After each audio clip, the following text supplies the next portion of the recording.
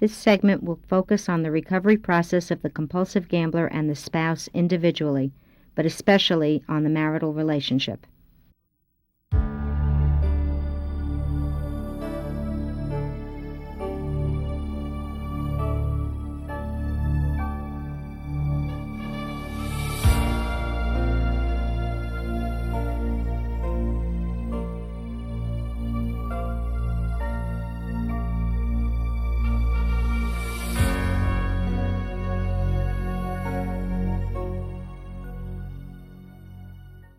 Coming into the critical phase, I know the first thing that I had to do was stop gambling.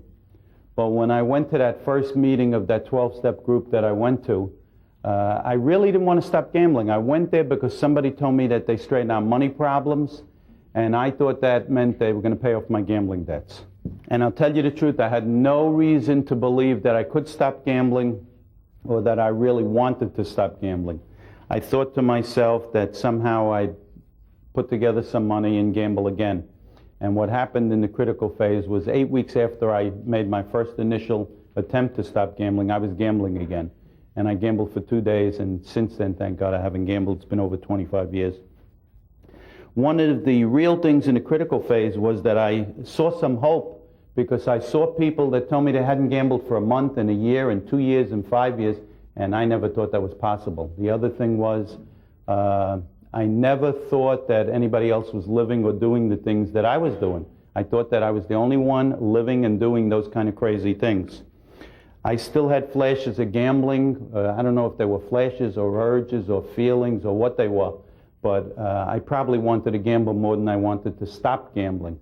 But I went week after week to the meetings, and I started to believe that there was some kind of way I could do something in the area of stopping gambling. People cared about me. I'd walk in, or people would call me on the phone, and somebody would say, "Hello, Arnie." And what a feeling that was. You know, it was amazing to me that somebody even wanted to say hello to me. I never had that feeling until I found these people that knew about recovery. I somehow thought that maybe I could stop gambling. Somewhere in there, after months and months, I started to believe that maybe I could stop gambling. These people gave me a budget.